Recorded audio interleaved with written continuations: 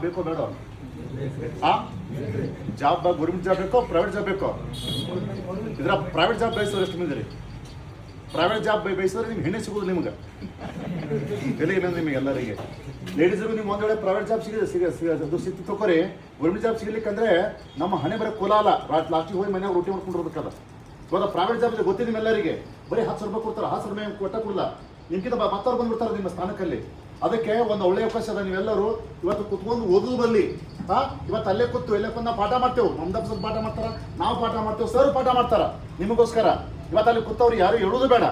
ಎಲ್ಲಿವರೆಗೂ ನೇಮಕಾತಿ ಪೂರ್ತಿ ಸಂಪೂರ್ಣವಾಗಿ ನಾವು ನೋಡಿ ಚಾಲು ಮಾಡ್ತೇವೆ, ಈ ರಾಜ್ಯದ ವಿದ್ಯಾರ್ಥಿ ನ್ಯಾಯ ಕೊಡ್ತೇವೆ ಅಂತೇಳಿ ಸರ್ಕಾರ ಅದು ಪೂರ್ತಿ ಒಪ್ಪುವವರೆಗೂ ನಾವು ಎಲ್ಲಿ ಹೇಳುವುದಿಲ್ಲ. ಇದು ಕೊನೆಯ ಹೋರಾಟ. ಪಾಪ ಸರ್ ಎಲ್ಲಿ ಎಷ್ಟು ಹೋರಾಟ ಮಾಡೋಕೆ ಹೇಳ್ರು ಅವ್ರಿಗೆ ಅದು ಇಲ್ಲ, ಅವರಿಗೆ ಇದು ತ್ರಾಸಾಗಲ್ಲ.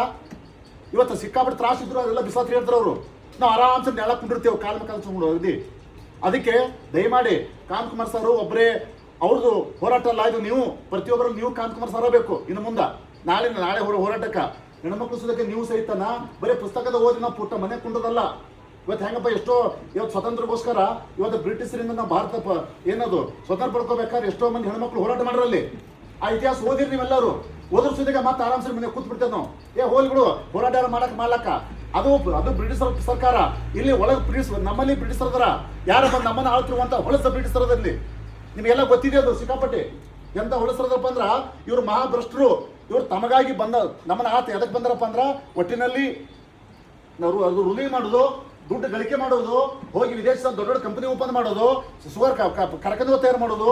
ಇವತ್ತು ಸಿಕ್ಕಾಪಟ್ಟೆ ಆ ಥರ ಮಾಡ್ಕೊತಾರೆ ಅವರು. ನಿಮ್ಗೇನು ಮಾಡ್ತಾರಪ್ಪ ಅವರು? ನಿಮಗೇನು ಕೋಟ್ಯಾಪತಿ ಇದ್ರೆ ಎಲ್ಲರೂ ನೀವು ಇಲ್ಲಿ ಯಾರು ಕೋಟ್ಯಾಪತಿ ಇಲ್ಲ. ನೀವು ಕೋಟ್ಯಾಪತಿ ಇದ್ರೆ ನೀವು ಬರೋದು ಸತ್ರು ಬರಲಿ ನಂಗೆ ಗೊತ್ತದ. ಹಾಗೆ ಸಾಯ್ತೀರಿ ನೀವು. ಕೋಟ್ಯಾಪತಿ ಯಾರು ಬರಲ್ಲ ಅಲ್ಲಿ, ಹೋರಾಟಕ್ಕೆ ಬರಲ್ಲ. ಯಾರು ಬರ್ತಾರೆ ಗೊತ್ತಾ?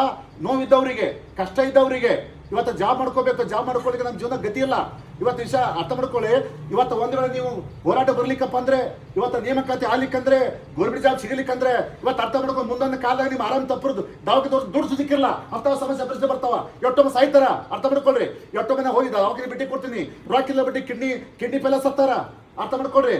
ಎಷ್ಟೋ ರಾಕಿಲ್ಲ ಬಿಟ್ಟಿಗೆ ಕೈ ತುಂಬ ರಾಕಿಲ್ಲ ಬಿಟ್ಟಿಗೆ ಎಷ್ಟೋ ಮಂದಿ ಕ್ಯಾನ್ಸರ್ ಸತ್ತಾರ ದವಾಖಾನೆ ದುಡ್ಡು ಬಿಟ್ಟಿಗೆ. ನೀವೆಲ್ಲ ಹಳ್ಳಿ ಭೇಟಿ ಕೊಡು ಗೊತ್ತಾಗ ನಿಮ್ಮೆಲ್ಲರಿಗೆ ಇಂಥ ಸಮಸ್ಯೆದಲ್ಲಿ ಇದಾರ. ಇವತ್ತು ಬರೇ ಅರ್ಥ ಮಾಡ್ಕೊಡ್ರಿ. ಅವ್ರಿಗೆ ಏನಾದ್ರೂ ಸ್ವಲ್ಪ ಆರಾಮಾದ್ರೆ ಸಾಕು. ಅವ್ರಿಗೆ ದುಡ್ಡಿದವರಿಗೆ ಸ್ವಲ್ಪ ಆದ್ರೆ ನೀವು ಮೈ ತುಂಬ ಒಟ್ಟು ಹೊಸ ಕಿಡ್ನಿ ಹಾಕೋತಾರ. ನೀವೆಲ್ಲಿ ಕಿಡ್ನಿ ಹಾಕೋತಾರ ಮತ್ತನ್ನು? ಇವತ್ತು ಅರ್ಥ ಇಂಥ ಸಮಸ್ಯೆ ನಿಮಗೆ ಅಟ್ಟಿಯಲ್ಲ. ಇಡೀ ದೇಶದಲ್ಲಿ ಅತ್ಯಂತ ಬಹಳ ಸಮಸ್ಯೆ ಅದಾವ ಇಲ್ಲಿ.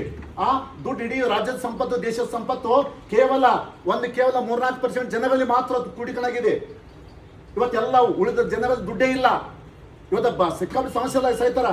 ನೀವೆಲ್ಲ ಸುಮ್ಮನೆ ಚಂದ ಇದ್ರಲ್ಲಿ ನಿಮ್ಮ ತಂದೆ ತಾಯಿ ನಿಮ್ಮ ಕಷ್ಟ ಗೊತ್ತಲ್ಲ ಅವರಿಗೆ. ನಿಮ್ಮ ತಂದೆ ತಾಯಿ ದುಡ್ಡು ಇರ್ತಲ್ಲ ಅವ್ರ ಕಡೆ. ನಿಮ್ಮನ್ನೆಲ್ಲ ಕೋಸ್ಬೇಕಾದ್ರೆ ಯಾರ ಕಡೆ ಹೋಗಿ ಸಾಲ ತೆಗೆದು ತಂದು ಕೊಡ್ತಾರೆ ನಿಮಗೆ. ಫೋನ್ ಪೇ ಮಾಡ್ತಾರ.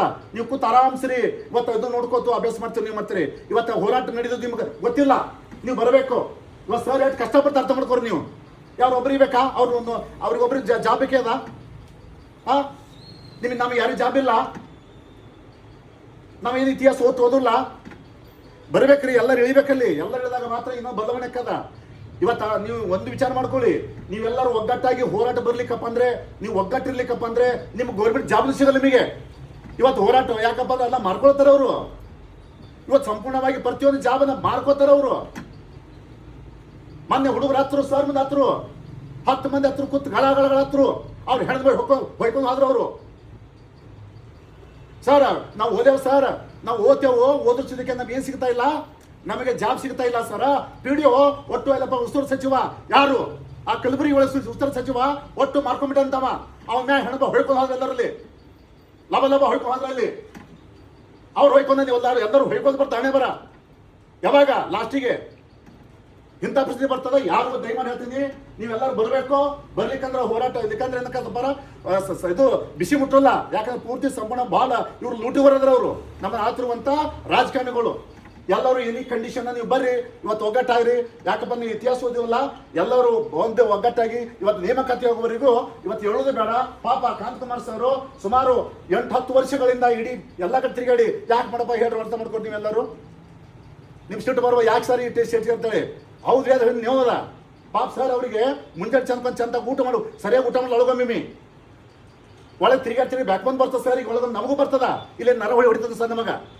ಹಾ, ಅಂತ ನರ ಹೊಡಿಸೋದಕ್ಕೆ ನಾವು ಬರ್ತೇವೆ ಇಲ್ಲಿ. ಯಾಕ ಏನೋ ನಾವು ಬರೀ ಮಾತು ಹೇಳೋದು ಬೇಡ, ಹೋಗಿ ಎಲ್ಲರೇ ಬರೀ ಸ್ಟೇಜ್ ಮೇಲೆ ಮಾತು ಹೇಳೋದು ಬೇಡ. ಇವತ್ತು ಬೀದಿಗಳಿಗೆ ಬಂದ ನಾವು ಇಲ್ಲಿ ಅರ್ಥ ಮಾಡ್ಕೊಂಡು ನೀವೆಲ್ಲ ಅವ್ರು ಬರ್ರಿ ನಿಮ್ಮನ್ನು ಬಂದ್ರೆ ಒಂದು ಒಳ್ಳೇದಕ್ಕದ, ನಿಮ್ಮಿಂದ ಒಳ್ಳೇದಕ್ಕದ, ನಿಮಗೂ ಒಳ್ಳೇದಕ್ಕ, ಮತ್ತವ್ರಿಗೆ ಒಳ್ಳೇದಕ್ಕದ. ದಯಮಾಡಿ ಬಂದು ಜಾಯ್ನ್ ಆಗಿ. ಆಮೇಲೆ ಮುಂದಿನ ವಿಷಯ ಅನ್ಸಂದ್ರೆ ಹೇಳ್ತಾರೆ ಕೇಳ್ರಿ.